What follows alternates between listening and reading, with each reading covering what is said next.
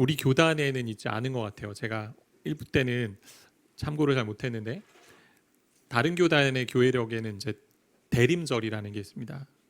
예수님의 성탄을 기다리는 한 4주 정도의 기간을 가지고 보내게 되는 그 절기를 있는데, 대림절이라는 의미만 좀 설명해 드리면 예수님을 기다리는 거죠. 성탄의 주인으로 오신, 2000년 전 오신 구세주의 탄생을 축하하고 기념할 뿐 아니라 오늘 우리에게 주시는 의미는 뭐냐면 다시 오실 예수님을 기다리는 마음, 소망하는 마음으로 이 성탄의 시즌을 보내자. 그래서 한 4주 정도. 그래서 작년에 분당 우리 교회에서는 이찬수 목사님이 성탄을 기다리는 사람들이라는 마음으로 이렇게 주제를 가지고 얘기했던 걸로 기억나는데요. 근데 세상은 어떻습니까? 메리 크리스마스라는 그런 인사보다 해피 할러데이스, 이 얘기를 많이 합니다. 휴일이라는 거죠. 즐거운 날이고, 매년 쇼핑몰, 백화점들이 너도 나도 어디에 그 에너지를 쓰냐면 성탄 장식에 자기들 가구 관계 없이 해피 할러데이스 해가지고 무엇을 하냐요? 많은 사람들이 와서 예쁜 것을 보고 지갑을 열게 하기 위해. 그래서 L사나 뭐 H나 뭐 S죠. 네, 그런 곳에서 보면 나름대로 성탄의 장식을 어떻게 하냐, 그 매해 평가를 내린다고 그래요. 오늘은 요번에는 우리가 졌다, 뭐 우리가 이겼다, 뭐 이렇게 얘기한다는 얘기가 있더라고요. 세상은 좀 그렇게 얘기하죠. 근데 우리는 어떻습니까? 성탄의 의미를 어떻게 가져야 될까요?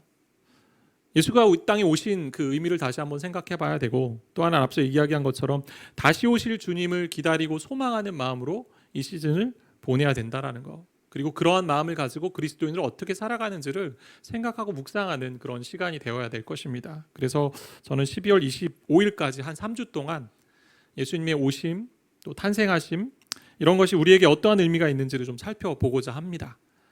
그래서 오늘 본문은 예수님의 탄생을 천사 가브리엘이 마리아에게 알리는 장면이에요.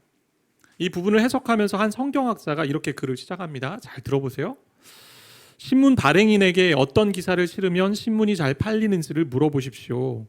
성과 왕실과 종교, 성, 왕실, 종교, 이렇게 세 가지 분야가 즉시 떠오릅니다. 셋이 결합하면 효과는 더 확실합니다. 인기 가수의 숨겨둔 사생아 정도면 괜찮고, 불륜에 빠진 공주는 더 좋습니다. 왕과 수녀의 비밀스러운 하룻밤, 이 정도면 최고입니다.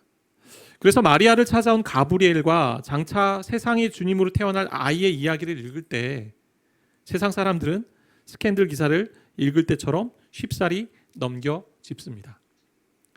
전혀 기독교 그리고 믿음이 없는 사람들에게는 이 이야기가 허무맹랑한 이야기 같고 하나의 스캔들 같기도 하고, 본문을 그렇게 느낄 수 있다라는 거죠. 어떻게 처녀가 아이를 임신할 수 있는가? 절대 말이 되지 않는다라고 생각할 수 있습니다. 이것은 신화다. 그래서 세상의 많은 신화 가운데 어떤 나라의 왕이 되거나 처음 건국할 때 그 신화들을 많이 만들지 않습니까? 어떻게 합니까? 우리가 잘 아는 것처럼 여러 신화들이 있는데 하늘에서 큰 새가 나타나서 알을 주고 갔고, 알을 스스로 깨서 나온 사람이 왕이 되었고, 우리의 처음 이 건국한 그런 사람이 되었다, 이런 얘기를 하기도 하고, 무엇인가 일반 사람이 태어난 것과 다르게 출생의 비밀이 있고 출생의 기적이 있다라는 걸 여러 가지로 포장해서 이야기한다라는 것입니다. 근데 성경은 그렇게 말하지 않아요. 뭔가 거대한 그런 놀라운 일, 그런 거라고 얘기하지 않고 한 여인을 통해 인간의 모습으로 오신 분이 예수님이라고 오늘 성경은 말하고 있습니다. 제가 이 말씀을 통해서 몇 가지 좀 살펴보기를 원하는데요. 세 가지 정도로 좀 생각해 볼게요. 첫 번째는 하나님의 주도하심, 출생의 그런 탁월한 기적 가운데 하나님 주도하심이 있고, 두 번째는 인간의 반응인데요. 그 기적에 대해서 순복하는, 그리고 세 번째는 그 순복에 대한 도전. 그래서 기적, 순복, 도전, 이렇게 좀 생각하시면 좋을 것 같아요. 예수님의 탄생이 어떻게 됩니까? 하나님의 주도하심으로 돼요. 출생과 같은 기적이 오늘 본문의 이야기에 있지 않습니까? 기쁜 소식을 전하는 천사라는 대명사를 가진 가브리엘 천사가 갈릴리 나사렛이라는 그 동네에 살고 있는 처녀 마리아에게 갑니다. 하나님이 보내셔서 말씀합니다. 우리 누가복음 28절 그리고 1장 28절 31절 세 번역으로 보시면 이렇게 되어 있어요. 천사가 안으로 들어가서 마리아에게 말하였습니다. 기뻐하여라, 은혜를 입은 자야, 주님께서 그대와 함께 하신다. 마리아는 그 말을 듣고 몹시 놀라 도대체 그 인사말이 무슨 뜻일까 하고 궁금히 여겼다. 천사가 마리아에게 말하였습니다. 두려워하지 말아라, 마리아야, 그대는 하나님의 은혜를 입었다. 보아라, 그대가 잉태하여 아들을 낳을 터이니 그의 이름을 예수라고 하여라. 마리아를 찾아가서 하나님이 너를 택하셨고 그리고 너에게 은혜를 베푸시는데 그 은혜를 베푸시는 이유는 너에게 놀라운 사명을 주시기 위함이다 라고 이야기합니다. 그것은 너를 통해 하나님의 아들 예수가 태어난다라는 사실, 이것을 하나님께서 천사를 통해 전하게 하십니다. 예수라는 것은요, 구약의 여호수아와 같은 의미인데 구원자라는 뜻입니다. 여호와가 우리를 구원하신다. 즉 메시아, 큰 자, 지극히 높으신 하나님의 아들, 다윗과 같은 왕위를 지닌 분, 영원히 이 나라를 통치하시는 왕이다라고 이야기하는 것입니다. 너를 통해 태어날 예수가 누구인지를 하나하나 설명해 주시죠. 그러면서 35절 하반절에 이렇게 말씀하고 있습니다. 누가복음 1장 35절 하반절 같이 읽겠습니다. 이러므로 나실 바 거룩한 이는 하나님의 아들이라 일컬어지리라. 예수가 태어나는데 그는 하나님의 아들이고 또 하나 뭐예요? 거룩한 이다 라고 얘기합니다. 왜 이것이 중요할까요? 이 땅에 예수님이 무엇으로 오셨습니까? 메시아로 오셨습니다. 구원자로 오셨습니다. 인류의 죄짐을 지기 위해서 이렇게 오셔야만 했습니다. 이건 하나님이 주도하셔서 면밀하게 이렇게 계획을, 플랜을 짜셨습니다. 남자를 알지 못하는 여인, 남자와 잠자리를 하지 않은 여인이 아이를 가지는 방식을 통해 오시게 하십니다. 이게 기적이잖아요. 왜요? 죄의 문제를 해결하기 위해서는 거룩한 인간이자 동시에 하나님이셔야만 하기 때문에, 인간의 죄와 사망의 문제를 해결하기 위해서 죄의 대가를 치러야 합니다. 그러기 위해는 인간과 같아져야 되고요, 인간과 같지만 그는 죄가 없어야 됩니다. 그래야 죄의 문제를 해결할 수 있기 때문에 죄의 결과로 나타난 죽음을 이길 능력이 필요합니다. 그러니 신이 돼야 됩니다. 하나님이 디자인하신 방식이 뭐예요? 한 여인을 통해 이 땅에 예수를 보내십니다. 탄생하게 하십니다. 동정녀의 탄생이죠. 그렇게 태어나게 하시면서 예수님은 진정한 인간이셨지만 다른 인간들처럼 아담에게서 죄에 물든 본성, 아담으로 온 죄에 물든 본성, 성향이 없으시고 그런 걸 물려받지 않으시고, 왜요? 남자와 여자를 통해서 출생한 것이 아니고 성령으로 여자의 몸을 통해, 한 처녀의 몸을 통해 잉태하게 하심으로 죄의 영향으로부터 자유하게 하셨기에, 그분은 죄 없으신 인간이시지만 동시에 하나님의 아들이셨습니다. 온전한 인간이시면서 온전한 하나님이십니다. 50% 인간이고 50% 하나님이 아니고 100% 하나님이고 100% 인간입니다. 이것이 우리가 이해할 수 없는 신비고 기적이죠. 왜 이렇게 하셨어요? 하나님 이런 방식을 통해서만 인간을 구원할 수 있기 때문에, 하나님이 주도하신 방식이고 하나님이 탁월하게 구원의 방식으로 이렇게 만드신 것입니다. 우리의 구원을 위해서 거룩하신 이로 만드셨고, 죄 없으신 이로 만드셨고, 죄를 이길 능력이 가지신 하나님의 아들로 태어나게 하신 것이죠. 이 출생의 비밀 가운데 하나님의 탁월하신 계획이 담겨 있습니다. 이게 하나님의 주도하심이죠. 믿는 자들을 구원하고자 하는 하나님의 마음이 담겨 있습니다. 그렇기 때문에 우리가 성탄의 시즌을 맞이하며 예수님의 탄생, 예수님의 태어나심을 항상 묵상하고 기억할 때 하나님의 놀라운 계획이 이 가운데 담겨 있구나, 우리를 향한 하나님의 사랑의 마음이, 은혜의 마음이 담겨 있구나라는 것을 우린 기억하며 깨달아야 되고 감사해야 된다는 거죠. 이게 하나님의 오묘하신 섭리와 계획이죠. 그런데 가톨릭에서는요, 28절을 근거로 성모송이라는 걸 만들었습니다. 여러분 잘 아는 아베 마리아라는 곡이에요. 여러 가수가 불렀고요, 조수미 씨도 불렀고, 왜냐면 이게 슈베르트가 작곡한 곡에 원래 원곡은 그렇지 않은데 거기에 이제 카톨릭에서 가사를 덧붙여서 아베 마리아, 이 뜻이 뭐냐? 라틴어로 아베는 인사, 평안하다. 근데 이것을 좀 더 확장해서 마리아를 찬미하는, 찬송하는. 그래서 무단 인사의 일종의 주술적인 요소를 가미시켜서 짤막한 기도문을 만들었습니다, 카톨릭이. 그래서 마리아가 우리 대신 빌어주길 바라고 우리 죽을 때에 우리 죄를 위에 좀 빌어달라 찬양하는 곡으로 만든다는 거죠.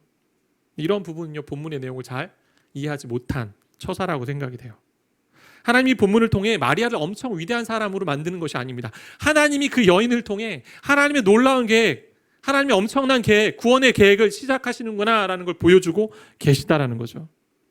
그럼에도 우리는 마리아의 모습을 통해 본보기로 삼아야 할 부분이 있다라는 것입니다.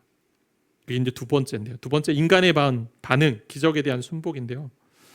주 안에 사랑하는 성도 여러분, 여러분이라면 마리아에게 이렇게 나타나서 천사가 이야기했을 때 어떻게 반응하셨겠습니까? 말도 안 됩니다. 전 아직 남자하고 관계를 맺어본 적도 없고 아직 저는 결혼하려면 좀 남아있고 처녀인데 어떻게 아이를 가질 수 있습니까? 말도 안 됩니다. 허무맹랑한 이야기입니다. 근데 마리아는 좀 달랐죠. 천사에게 의심하기보다는 하나님 앞에 질문을 던지며 묻습니다. 믿지 않으려는 회의가 아닙니다. 거부하고 부정하는 게 아니고 두려우니 갑자기 나타난 천사 앞에 자기도 당황해서 그가 생각해 봅니다. 29절에 보면 생각하다라는 단어가 있는데 이 단어는요, 회계사들이 문서들을 보고 하나하나 깊이 살펴보는 행위예요. 그렇게 생각해 보는 거예요. 하나님의 말씀에 대해서.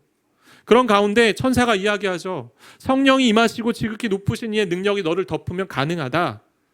그리고 너의 친족 엘리사벳이 6개월 전에 아이를 임신해서 이제 6개월 되었다. 임신한 지. 그렇게 된 이유에 대해서 말씀을 이렇게 설명합니다. 엘리사벳이 임신하게 된 근거라고 할 수 있는 말씀인데 누가복음 1장 37절 말씀 우리 한 목소리로 같이 좀 읽겠습니다. 대저 하나님의 모든 말씀은 능하지 못하심이 없느니라. 다시 한번 읽어볼까요? 대저 하나님의 모든 말씀은 능하지 못하심이 없느니라. 하나님의 모든 말씀은 능하지 못하심이 없다라는 이 구절 앞에 원래는 왜냐하면이 붙어 있어요. 너의 친족 엘리사벳이 임신할 수 없는 여인인데 늙어서 임신을 했는데 벌써 6개월이 됐고 그렇게 된 이유는 왜냐하면 하나님의 모든 말씀이 능하지 못하심이 없기 때문이다 라고 말씀합니다. 그러니 마리아가 어떻게 반응합니까? 38절 마리아가 이르되 주의 여종이오니 말씀대로 내게 이루어지이다 하매 천사가 떠나가니라. 하나님이 주도하시는 이 계획 속에 반응하는 것이 마리아예요. 마리아의 모습에서 배울 점이 있다면 우리는 순종이라는 것을 배울 수 있습니다. 근데 이것을 다른 표현으로 순복이라고 하면 좋을 것 같아요. 순복이 뭐냐? 순순히 복종하고 군사용어로서 노예나 부하가 주인의 명령에 절대적으로 복종함을 말하는 것이 순복입니다. 일전에 신앙인의 삶을 이렇게 묘사하신 분 있었습니다. 신앙인의 삶은 무한 충성, 절대 복종. 뭐라고요? 무한 충성, 절대 복종. 군대 갔죠, 군대. 마리아의 모습이 그랬던 것 같아요. 그리스도인이 된다는 것은 하나님께 순복하는 것이다 라고 팀 켈러 목사님 이렇게 설명을 해요. 이 본문을 가지고 이렇게 이야기하는데 그리스도인이 된다는 것은요 헬스클럽 등록도 아니고 당신의 성공의 잠재력 실현을 돕는 웰빙 프로그램도 아니다. 기독교는 영적 서비스를 공급하는 또 하나의 자판기도 아니고 당신은 무한한 비용으로 그런 서비스를 이용하며 피로를 채우는 것이 아니다. 기독교 신앙은 흥정이 아니고 순복이다. 기독교 신앙은 흥정이 아니고 순복이다. 당신이 자신의 삶에서 손을 떼야 한다는 것이다. 이게 기독교 신앙이라는 거죠. 내 삶에서 손을 떼는 것입니다. 마리아가 그렇게 했다라는 거죠. 마리아가 그렇게 순복했습니다. 근데 이것 자체가 쉬운 것은 아니었어요. 한번 생각해 보세요. 마리아 입장에서. 당황스럽고 어려운 환경에서 순종하는 걸음입니다. 그런 약혼한 처녀였습니다. 당시 결혼 문화에 따르면요, 두 가정이 두 사람의 결혼에 동의하고 신부의 아버지에게 주는 결혼 지참금을 얼마나 할지를 결정하고 결혼에 대해서 서로 잘 이야기하고 합의한 다음에 공식적인 그 결혼의 선언이 이루어지는 것을 맹세한 것이 약혼이었습니다. 결혼 전 1년 동안의 기간이 있었고요. 그 1년 동안 지속되는 동안 이 시기에 각자 부모의 집에서 생활하면서 이 기다림의 시간을 통해 신부의 순결이 증명되는 그런 자리였습니다. 이 시기에 만약 신부가 임신한 것이 드러나면 그는 간음한 자야, 그는 정말 더러운 존재야 하면서 그 결혼이 무효가 될 수 있었습니다. 이런 가운데 내가 아직 남편과 혼인한 것도 아니고 그런데 아이를 임신했다? 아버지가 누구지? 사람들은 여길 것이고 사생자, 아버지 없는 아이, 닥치게 될 조롱과 더 심하게는 간음한 여인으로 내몰려서 율법에 따라 돌로 치는 형벌을 당할 수 있는 그런 상황이었습니다. 게다가 이런 이야기했을 때 요셉이 이것을 받아줄지도 모르고 그러한 상황에 마리아가요 겸손하게 순종하는 거죠. 순복합니다. 천사님, 하나님, 이것이 사실인지 제가 다시 한번 좀 확인해 보겠습니다. 좀만 기다려 주십시오. 그런 다음에 내가 좀 이해가 된 다음에 내가 순종하겠습니다 라고 이야기하지 않습니다.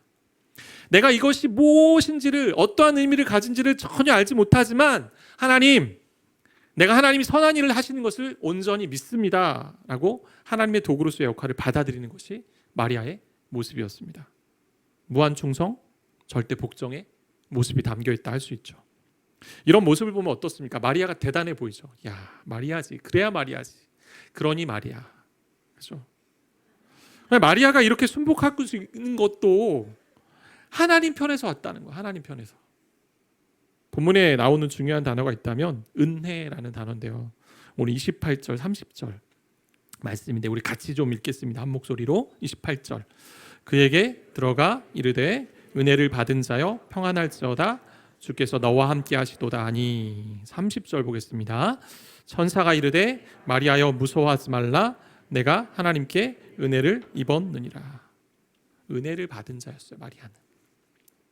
하나님께서 일방적으로 그에게 은혜를 베푸셨습니다. 그래서 이 일을 감당하게 하십니다. 그녀가 특별하게 잘나서 그렇게 된 것이 아니에요. 성령이 그에게 임하시고 지극히 높으신 하나님의 능력이 그를 덮으면 그를 통해 예수가 탄생하는 것입니다. 성령이 임하셔서 인간의 한계를 뛰어넘는 존재가 되게 하십니다. 하나님의 능력이 마리아를 덮는다. 이 덮는다는 표현은 그림이 이제 그림자가 그 가운데 깃든다, 뭐 그늘을 덮는다, 그늘이 들이운다라는 의미인데 마치 구약에 하나님의 임재가 구름 기둥, 구름으로 나타났을 때 그 구름 밑에 그늘이 생겼던 것처럼 마리아를 그렇게 성령께서 덮으시고 하나님의 능력으로 감싸고 보호하시고 지키실 때 너를 택해서 하나님의 아들 구원자 예수를 탄생하는 도구로 사용하겠다라고 말씀하시는 거죠. 너만 순종하면 돼라는 거죠. 근데 그 순종도 이 은혜와 성령의 능력이 전제가 되었기 때문에 할 수 있는 순종이었습니다. 하나님이 먼저 시작하셨고 주도하신 일에 그가 믿음으로 순종하며 반응한 것입니다. 이것을 알 수 있는 부분이 있어요. 마리아는 특별한 존재가 아니었습니다. 왜 하나님 마리아를 선택하셨을까요? 여러분 한번 생각해 보세요. 어떤 사람을 선택했을 것 같습니까? 하나님의 아들이 오는데 갈릴리 나사렛이라는 시골 동네에 시골 여인, 당시 문화적으로 볼 때 10대밖에 되지 않는 그 여인의 배를 통해서 하나님의 아들을 이 땅에 탄생하게 한다? 이게 맞는 이야기일까요? 세상은 그런 걸 원하지 않습니다. 매년마다 BBC나 여러 타임즈나 보면 영향력 있는 리더들을 항상 꼽습니다. 백인, 100명의 여성, CEO들도 있고 자수성가 했는지 아니면 물려받은 건지 애를 써서 한 건지 나는 그러한 위인들, 그러한 인물들을 뽑아서 하나님의 아들을 이 땅에 보내셔야 합니다. 근데 하나님의 방법은 그렇지 않았습니다. 만약 오늘날 여러분이 한다면 저 같으면 그랬을 것 같아요. 페이스북이나 인스타그램에 광고를 올리는 거죠. DM도 보내고 열심히 해서 하나님 오신다, 하나님의 아들 온다. 근데 하나님 그렇게 하지 않으셨어요. 그가 잘나서 배경이 좋아서 오늘날로 학력이 있고 실력이 있어서 무엇을 잘해서가 아니고 하나님 그를 그냥 일방적으로 택하신 거예요. 그리고 내가 너와 함께 하겠다. 그를 보호하시며 그 사명을 이루게 하십니다. 세상이 찾는 방법은 어때요? 조건을 다 갖춘 사람을 찾습니다. 능력이 있는 사람, 재력이 있는 사람, 실력이 있는 사람, 배경이 좋은 사람, 학력이 높은 사람, 그런 사람을 찾습니다. 근데 우리 하나님은요, 연약한 자를 택하셔서 일방적으로 은혜를 베푸시고 그 은혜에 겸손하게 순복하는 사람으로 만들어 가신다라는 거예요. 이게 하나님의 실력입니다. 하나님께서 쓰시겠다 택하셔서 은혜 주시고 성령이 임하시고 지극히 높으신 하나님의 능력이 우리를 덮으면 가능하다라는 것이죠. 그러니 37절 말씀이 확실히 이루어지는 것입니다. 대저 하나님의 모든 말씀은 능하지 못하심이 없느니라. 세번역으로 보니까 하나님께는 모든 불가능한 일이 없다. 주 안에서 사랑하는 성도 여러분, 하나님의 말씀은 능치 못하심이 없습니다. 불가능이 없습니다. 이 말씀과 비슷한 결을 가진 말씀이 바로 창세기 18장에 나오는데요. 아브라함의 아내가 사라 90세 때 내년 이맘쯤에 아들이 있다는 하나님의 말씀을 전해 듣습니다. 근데 그가 얘기하죠. 나는 노쇠했는데 나는 이제 폐경이고 어떻게 가능하냐. 그리고 피식 웃습니다. 그때 하나님의 말씀이 이렇게 주어지죠. 여호와께 능하지 못한 일이 있겠느냐. 어떤 일이 벌어지나요? 1년 뒤에 아들 이삭이 태어납니다. 하나님으로부터 나오는 어떤 말씀도 실패하지 않는다라고 말씀하고 계신 거예요. 하나님의 능력에는, 하나님의 말씀에는 어떠한 장애물도 있을 수 없다라고 말씀하고 계시는 것입니다. 하나님께서 하신 약속은 반드시 이루어진다. 그 말씀에 반기를 드는 불가능은 있을 수 없다.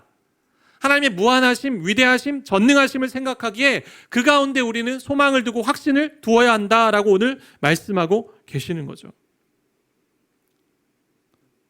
자신을 한번 살펴보세요. 때로는 특별한 것이 없어 보이잖아요. 자격이 없어 보입니다. 근데 하나님이 우리를 일방적으로 택하시고 은혜 주셔서 구원의 일의 통로로 삼아서 지금도 일하게 하시는 거예요.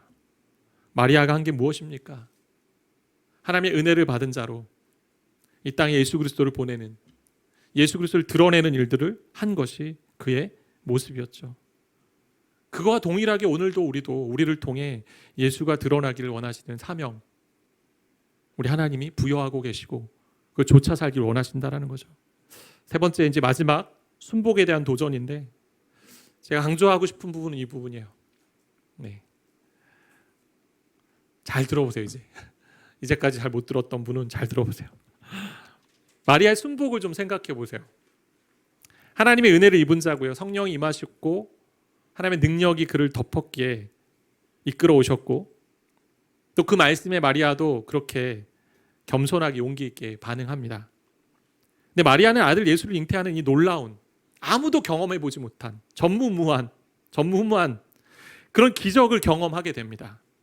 무엇보다 하나님의 아들, 이 땅을 통치할 그 왕 예수 그리스도를 자기 배를 통해 낳는 엄청난 축복을 누립니다. 그런데 그렇게 순복하고 순종으로 경험한 기적이 어떻게 진행이 돼요? 어떻게 진행이 되나요? 그 아들이 온 인류의 죄를 구원하겠다고 청년의 나이에 십자가를 지는 자리로 갑니다. 젊은 나이에 아들이 죽게 되는 것을 보는 것이 기적의 일가운데 있었습니다. 그 기간까지 양육하고 섬기는 것이 그의 부르심이었는데, 그 순복이었는데, 그 안에는 무엇이 있었어요? 모든 사람 앞에서 저주받고 아들이 조롱당하고 침뱉음을 당하고 손가락질 당하는 그 아들을 보는 어머니의 심정이 어땠을까요? 자칭 메시아다, 하나님의 아들이다 말하며 신성 모독자로 몰리기도 하고 정신 나간 사람이라고, 그 당시에 가장 흉악한 범죄자는 풀어주고 이 사람을 십자가에 처형하라고 많은 사람들이 거부하고 내몰았던 그 아들의 모습 볼 때 이 엄마의 마음이 어땠을까요? 그 아들이 그렇게 길을 가는 것에, 그것까지 내어주는 것에 순복의 길이 있었습니다. 하나님의 아들을 잉태하는 길은요, 엄청난 기적이잖아요. 그래서 가톨릭에서는 막 숭배하잖아. 어떤 면에선 마리아를 통해 막 기도하기도 하고. 세상이 말하는 성공 가도를 달리고요, 꽃길만 가득한 것이 신앙생활이 아니에요. 성경이 말하는 것은 고난과 함께 영광이 있다라고 얘기합니다. 더 큰 하나님의 뜻과 인도하심을 바라며 묵묵히 고통의 길을 가는 것, 그 순종으로 걸어가는 것, 그것이 순복이었어요. 그런데 이 길을 가는 우리에게 은혜가 있잖아요. 하나님이 함께 하십니다. 임마누엘 하시고. 근데 무엇보다 그 아들의 죽음으로 어떻게 돼요? 많은 이를 살리는 생명의 씨앗이 되니. 그리고 또 뭐예요? 부활을 경험하잖아요. 이게 순복의 길이죠. 순종의 길이죠. 저요, 여러분이 꿈꾸는 신앙생활이 어떻습니까? 여러분이 생각하는 신앙생활 어떻게 꿈꾸세요? 주님처럼 살고 싶다, 주님을 닮고 싶다, 주님처럼 따라가겠다라고 얘기하면서 어떻게 소원하십니까? 내가 신앙생활 열심히 하지만 이 신앙생활이 마치 액세서리처럼 여기면서 세상처럼 좀 잘 나가고 나름 부유하고 마음의 평안을 누리고 천국 가는 티켓 이제 받았으니 말씀을 따라 산다 하면서도 결국 세상과 동일한 가치와 동일한 목적을 가지고 살다 누리다, 그렇게 하나님 앞에 서면 되지 않을까라고 생각하는 것은 아닌지, 저와 여러분의 모습이. 저의 부끄러운 이야기를 좀 하려고 하는데, 이 이야기를 들을 때 좀 오해가 없으셨으면 좋겠어요. 오해가 없으면. 오늘부로 이제 이 이야기를 더 안 하려고 하는데, 예수가운교회가 이제 개척돼서 이곳에 세워졌지 않았습니까? 원래 저희가 맡았던 지역이 5개 시 8개 구입니다. 네. 서울에 8개 구, 경기도에 5개 시. 시 하나에도 교회 세우는데 되게 힘든데 이 도대체 어디에 세워야 되나 엄청 하나님께 투정 부렸습니다. 나 못하겠다 진짜. 하나님 당신이 하십시오. 내려와서 역세권도 찾아보고 주차장도 있는 곳 찾아보고 뭐 성도가 좀 더 있는 곳도 찾아보고 교통이 좋은 곳 여러 개 찾아봤습니다. 이 주변에 교회가 좀 없었으면 좋겠고 잘 구해지지 않더라고요. 3개월 동안 두드렸는데 개척 날짜는 임박해 없고 뭐 광진구, 동대문구, 노원구, 다산 등 찾다가 여기까지 오게 됐는데 와서 보니까 서울 북쪽에 계신 분들, 경기도에 계신 분들이 많이 기도하신 것 같아요. 그분들이 얘기하서 저의 기도의 응답이었습니다, 하나님. 많은 분들이 와주셔서 은혜로 교회가 여기까지 세워져 왔습니다. 근데 가끔 저의 마음을 흔들게 하는 지점들이 생길 때가 있었어요. 처음 시작할 때도 그랬고 간간히 옵니다. 정말 마음을 지키고 있는데 어떤 거냐면 교회가 멀다는 이유로 더 이상 참여하지 못하겠습니다라는 청년의 이야기. 또 이곳에 찍었을 때 서울 근처에 있던 분은 강 건너로 가겠다고 자기는 어린 아이가 있기 때문에 멀리 운전해 오지 못합니다. 그런 이야기. 또 젊은 자매님, 장년들, 또 어르신들 학교 친구를 데려오고 싶은데 대학생 친구가 교통이 좀 여기까지 오기는 좀 힘들다라고 올 수 없다라는 이야기를 들을 때 하나님 정말 이러십니까? 하나님 책임지십시오. 울렁울렁 할 때가 있는 거죠. 게다가 연말 연초가 되면 교회 변화가 있어요, 여러분. 거의 산술적으로 평균적으로 나오는 얘기가 뭐냐면 성도들의 한 10%는 매년마다 변동이 있어요. 뭐 결혼도 하고 때로는 하나님을 먼저 뵙기도 하고 또 이사도 가고 이런 일들이 있지 않습니까? 인해 나웃이 있는데 근데 제가 이 말씀을 묵상하면서 내가 왜 그 부분에 대해서 마음이 그렇게 불편하고 있을까 계속 그런 이야기 들을 때마다 왜 자꾸 울렁울렁 할까? 잘 버티면 되는데 마리아의 순복을 좀 다시 보게 됐어요. 그러니까 순종한 결과가 뭐예요? 그 기적을 경험해서 그는 뭐가 될 거라고 생각했습니까? 성공할 거다? 그 아들을 통해서 내가 무엇을 덧입을 거고 내 명예가 뭐 좋아지고 부자가 되고 세상이 말하는 성공 그 잘 되는 것이 아니었어요. 시골 처녀 알려지지 않은 여인을 통해 인류를 구원하실 예수가 오신 것처럼 이 지역에 우리를 통해 교회를 세우셔서 다시 오실 주님을 기대하게 하고 소망하게 하고 그렇게 세워가는 것이 우리의 사명이라는 거죠. 저 여러분의 사명이고 무엇보다 자기 아들이 십자가에 달리기까지 그러한 아픔을 보면서 끝까지 그 길을 가고 참고 가는 것, 그 슬픔의 길을 가는 것, 그 고통의 길을 가는 것, 그것이 저와 여러분의 신앙생활의 모습이어야 한다는 거죠. 그게 우리 교회의 사명이구나라는 거. 하나님 부르시고 은혜로 부른 자리이니 이 공간이 이 교회를 통해 하나님의 거룩한 뜻을 이루어 달라라는 기도가 우리의 첫 번째 기도가 되어야 되는 거죠. 자기 생명을 들여서 많은 이들의 생명을 살리신 분이 예수 그리스도 그 주님이십니다.